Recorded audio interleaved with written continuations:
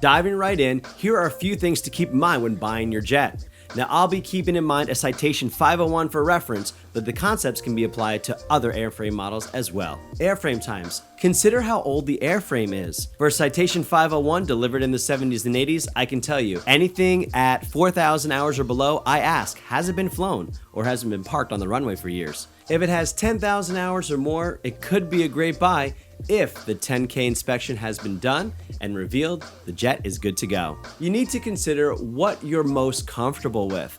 I trust all airframe times so long as I know it was well maintained. Airframe maintenance. There are two types of maintenance schedules, calendar and hourly.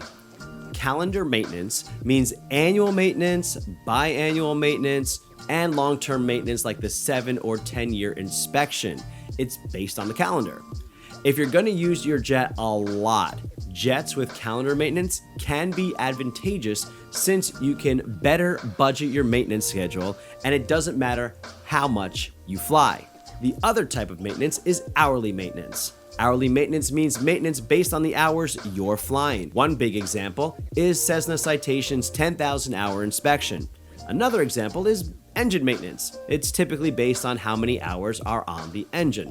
To help you with hourly maintenance, try to estimate how many hours a year you'll be flying. Then take the cost of that maintenance and divide it by your annual flight hours to get an idea of cost over time, instead of thinking of it in one big chunk. For example, if you have 400 hours remaining until the engines are due for a hot section inspection, and a hot section inspection will cost you around $80,000, then you take $80,000 divided by 400, which equals $200 per hour to save up for that inspection. Much better than thinking that you have an $80,000 bill coming along in 400 hours. Airframe cosmetics. Consider if you want a fresh painted interior, one that's a little aged, or one that needs a complete redo. A paint job will run you about $40,000 and up at the time of this recording. An interior can be about $40,000 all the way up to $100,000, depending on how much you want to touch up or replace. Downtime. While it can be advantageous to have a blank canvas when you buy your jet, consider downtime for both maintenance and cosmetics. Usually ongoing maintenance will take about 2 to 4 weeks and cosmetics may be similar. Engines. An engine's largest maintenance items are based on hours used. For most of the Citation 500 line, the engines need to be overhauled or taken apart every 3,500 hours. This cost is approximately $200,000 all the way up to $500,000 per engine, depending on the engine that you have and what they find when they take it apart. In addition to the major overhaul, engines need to be serviced and inspected through what's called a hot section inspection. This happens every 1,750 hours, about halfway between the overhauls. This cost is roughly half the cost of the overhaul. One thing savvy buyers do when purchasing an aircraft whose engines are due for overhaul soon is to purchase a used or rebuilt engine. This is something else you consider, and if you're working with me, I can assist you in purchasing an engine as well. Another consideration would be an engine extension program. Other things to consider with engine maintenance are life-limited parts in your engine. These are parts like the blades. Replacing all the blades in an engine could be a 6-figure ordeal.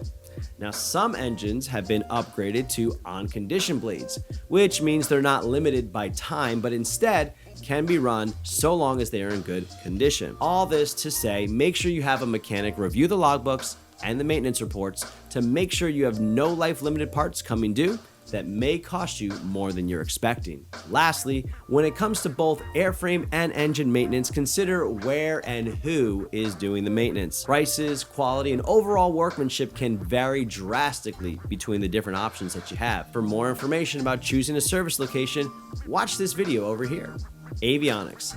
Not as important if you're not a pilot, but it will play a role in the purchase resale price. You have two options. One is go with the factory steam gauges that were installed in the aircraft. They work well, very reliable, and some pilots prefer them. Or look at upgrades. Your communications GPS navigation systems like your Garmin 530 or 430 are a nice update. Then you also have the Garmin 750s or 650s, which are the most common upper-end avionics package for the Citation 500 line. Cost is about $100,000 to install. You may also see Citation's upgraded EFIS system to the Garmin G600, Together with the dual 750s, this could be a $300,000 upgrade package. Bottom line on avionics, know that better avionics are better for resale, but if you plan to install better avionics, you'll likely not get the full amount of your investment back in return. Modifications. When considering legacy aircraft like those built in the 70s, 80s, and 90s, they may also include modifications, such as an aft baggage mod. That's extra storage so that you don't have to put bags in the cabin with your passengers. The engines might have thrust reversers. These help utilize smaller runways. Some people love them, some people don't like losing useful load because of the TRs. Air conditioning. Yes, some of these don't have air conditioning. Additional fuel capacity or upgraded engines. These are just a few of the modifications available. They're good to add to your wish list to help you target your perfect jet. Now let's come up with a wish list. Assuming you've chosen the right model jet by determining A, how far are you going, and B, how many people are you taking with you, the next thing you're going to want to do is determine how many hours per year will you be flying, and what price range do you want to shop in. Next, take a look back at the airframe times, engine times, avionics, and modifications, and rank them in order of importance.